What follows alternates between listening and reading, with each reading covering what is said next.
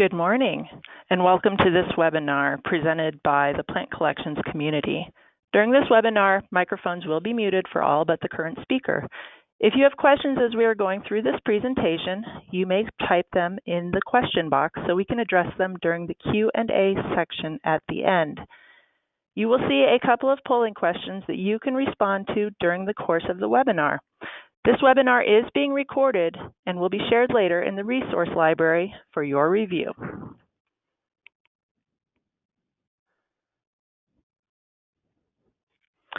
Today we'd like to introduce you to the Plant Collections community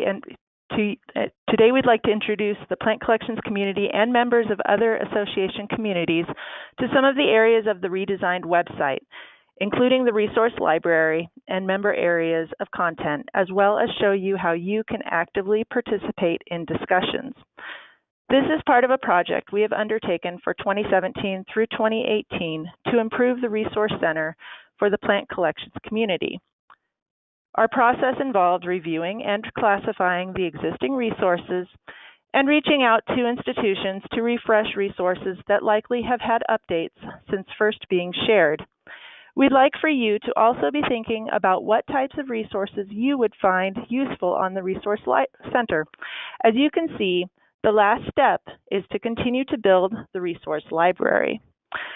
The team that has been working on this project include myself, Cindy Newlander, current leader of the Plant Collections community and Associate Director of Horticulture at Denver Botanic Gardens in Colorado, Lisa Galford, Plant Records Specialist at Boyce Thompson Arboretum in Arizona, Cristina Salvador, Collections Manager at Santa Fe Botanical Garden in New Mexico, and Shari Edelson, Vice Chair of the Plant Collections Community and Director of Horticulture and Curator at the Arboretum at Penn State in Pennsylvania. Each of us will be sharing a portion of the presentation today. We also have Ken Annan and Pamela Allenstein from the association helping us out today. Please respond to the poll question that we are launching now regarding attendance at association events this year.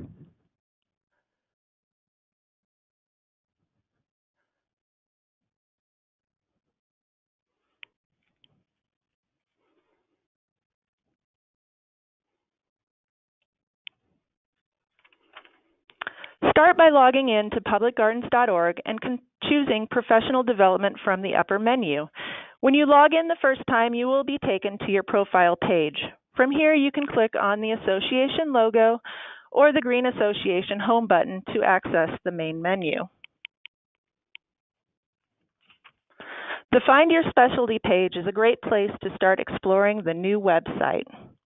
You can quickly find links to events, discussions, jobs, and more on this page. There are also links to 2 video webinars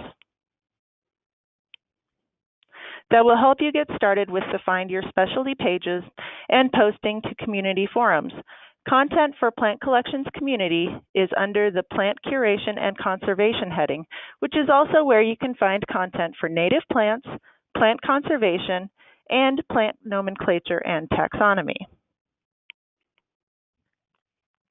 Choosing the Plant Curation and Conservation page will bring you to a page that has association and external events, publications, discussions for all the communities that are part of this group, and presentations and jobs.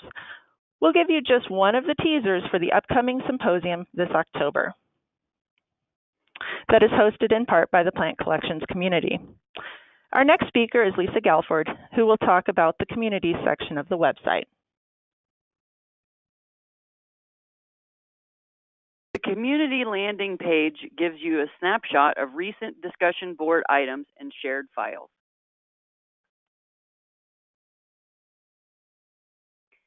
If you select My Communities from the Communities drop-down menu, you will see all of the communities you are currently a member of. Some communities may be closed ones, while others, like the Plant Collections community, are open to any association member. You can quickly see numbers of discussions, library items, and members in each of your communities.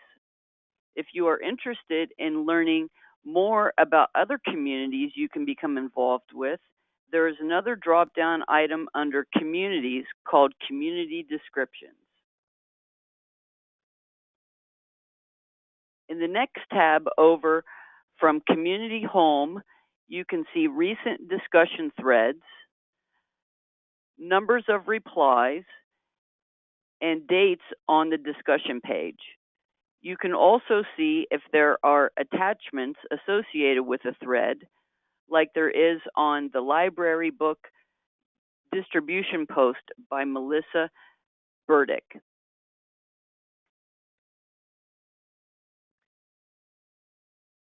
Clicking on one of these discussions will bring up the message, and if you select the green Reply to Discussion button on the upper right corner of the message, you can post a reply to a message.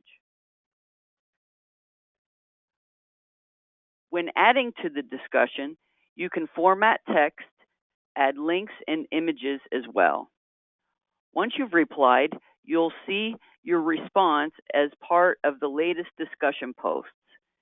If you don't have a photo currently associated with your profile, like you can see Cindy's and Christina's have, you can add a profile or a photo and profile information in the top right corner of the screen next to the box for terms and conditions.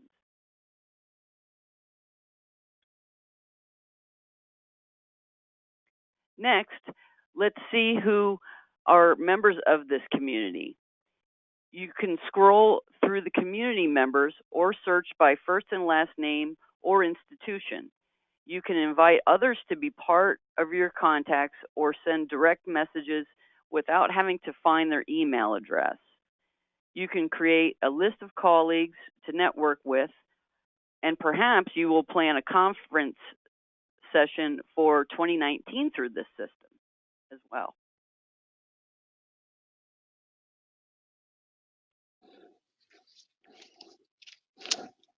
Okay. Now we will back up from members to library in the upper menu. There are two kinds of libraries that are a part of the new website. One is at the community level, while the other is at the association level. Previously, the library was more focused at the community level, and there was not much ability to share between sections. The community level, which is what's shown here, contains information that is most pertinent to each individual community. You can find our meeting notes from the Plant Collections leadership team in this library. You can also share items to your community libraries using the green Create New Library Entry button. Library items can include website hyperlinks, webinars, YouTube videos, documents such as Word, Excel, or PDFs. However, this does not share the new library entry with the entire association community. The broader Library Media Center is found under the next level of the Professional Development menu under the main publicgardens.org menu. This is where a majority of information that was previously in our Plant Collections Professional Section library can now be found. This library is highly searchable with multiple methods to query information. You can enter keywords in the search box or can select from a series of checkboxes to narrow results. You can also get a quick glance of new resources by perusing the items on the right side of the page, where you can quickly read a brief description and decide if you want to click on the title to download the file. For example, one of the newest resources is this report from the Olmsted Center for Landscape Preservation entitled Modernizing Plant Records Management. You can see at a glance how large the download is and what kind of file it is. Other files include videos, webinars, presentations from past conferences and symposia, and many other publications. Here is a closer look at the way you can filter data. You can quickly see how many of any type or category of file exists. For example, 172 presentations are currently available through the Library and Media Center. As you select items in the list to filter upon, the right side of the screen begins to populate with the items matching those criteria. For example, there are 4 pages worth of presentations with the topic of plant curation and conservation. If we select the subtopic of ethics and policies, plant curation and conservation heading, there are 4 presentations we could view out of 49 total library items that have ethics and policies as a subtopic. If you are interested in collection policies, there are 17 pages of files associated, which the keyword of collection policy currently finds. While not all are specifically collection policies, many policies that have been shared either recently or in the past decade from our colleagues from across North America.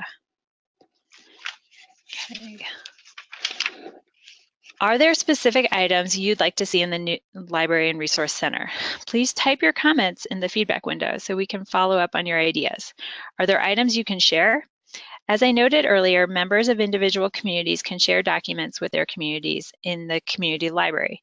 Additionally, if you have items that you would like to make available association-wide, Tommy Rosenbluth is the contact at the association for new or revived resources. Shari Edelson will now talk about how to find the Public Garden magazine content online. Please make sure you have responded to the poll question and add any questions you have to the questions box. Hey everybody, this is Shari here. I'm going to wait for a couple seconds for folks to finish filling out the answer to the poll question. And once that's been concluded, we'll flip back over to the next slide in the presentation.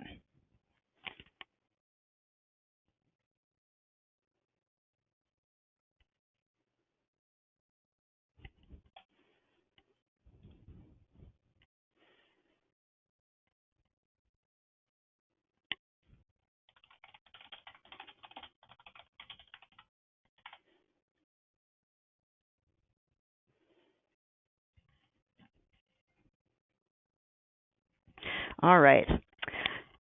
So I'm going to be presenting this next section of the webinar, focusing on how you can access content from Public Garden Magazine online. As most, if not all of you know, Public Garden Magazine is the association's quarterly publication. Hard copies of each edition are mailed to all association member institutions.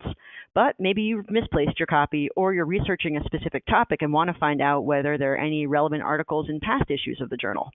The association website can be really helpful here. The current issue of PG Magazine, as well as 9 years worth of back issues and a subject and author index, are all on the website. One thing to note is that unlike the resources Cristina talked about just now earlier in the webinar, Public Garden Magazine content is not stored in the main library and media center. Instead, it's all located on its own separate section of the website.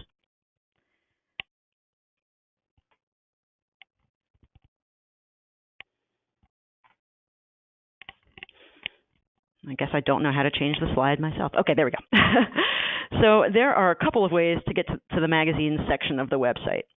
First, you can go to the homepage, publicgardens.org, and select the news menu. You'll see a number of drop-down items. The last of those is Public Garden Magazine. Or you can scroll down to the bottom of the association's homepage, where you'll find a thumbnail photo and link directly to the latest issue of the magazine. Once you've navigated to the landing page for Public Garden Magazine, you can use the menu at the left to either view the current issue or to access archived past issues.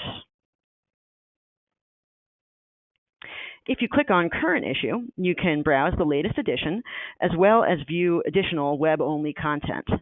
As you can see, there's an additional article for the February 2018 issue that you can only read online. If you select Past Issues on the menu, you'll find yourself at the archive, which includes links in reverse chronological order to all issues back to 2009. At the top of the page, you'll also see a link to the complete subject and author index. Incidentally, if you're looking for an article or edition appearing prior to 2009, you can contact the association and they'll be able to send you a PDF directly. So the index itself is in PDF format and is downloadable. It currently includes references for all content from the magazine from 1986 through 2016. An updated version, including 2017, is coming soon. Now Cindy will wrap up the presentation. Thanks, Shari. Under Participate in the menu, you can find a Help and Frequently Asked Questions page. This page can help you answer most of the questions you may have about interacting in this new forum, from how to set up your profile to how to upload items to the library. There are also 2 helpful YouTube videos that I noted earlier found on your specialty landing page that will also help you out with getting started in the new web platform. And as Shari noted, the multiple methods to find the Public Gardens magazine content, there is usually more than one path to any single item for which you may be searching. So we hope that you have found this last 15 minutes to be a helpful guide for you to get started in exploring the many new resources that are available to us as members of the association. So let's take a quick look at any questions we might have as well as our poll results. So we'll start off with our polls. And for our first question, we see that 6% of you plan to attend the annual conference. 39% of you are planning to attend the Plant Collection Symposium. 22% are planning to attend both, and 33% will likely be attending neither. For our second poll question regarding if you would utilize online symposium content if you are unable to attend in person. 39% said yes if it was free, 22% even if it was for a minimal fee. 39% of you said no, but that you would go back and watch the recorded sessions later on after they're posted to the resource library. And 0% said no, probably not. So that's great. Thank you for giving your feedback on those 2 questions today. Let's see, did we have any questions from the audience? I don't see any. Does anybody have a question that they'd like to ask? It's your last chance to type something into the question box.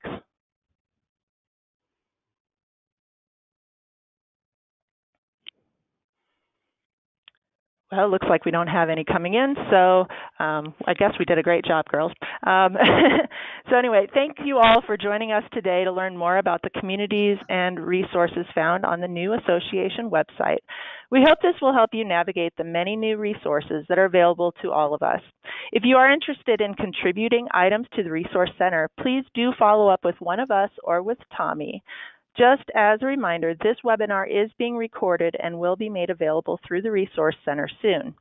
I would like to thank Lisa, Cristina, and Shari for presenting during this webinar and for their work with the plant collections community and on this project. Also, our thanks to Ken, Tommy, and Pam on their help with this webinar. We hope to see many of you in person at the annual conference in June. Our Plant Collections community meeting is on Friday morning, June 8th, where we look forward to continuing this discussion. Also, you will be seeing more information soon about the upcoming symposium that will be taking place in Vancouver, British Columbia in mid-October. Thanks again, and have a great day.